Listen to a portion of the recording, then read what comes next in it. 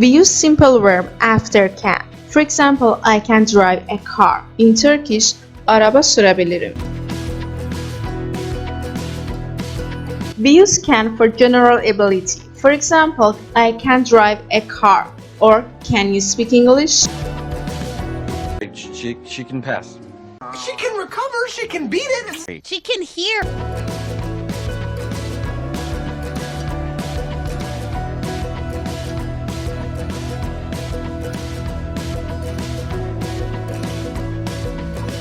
We use can plus subject plus a verb to ask for permission. For example, can I call you? In Turkish, seni arayabilir miyim?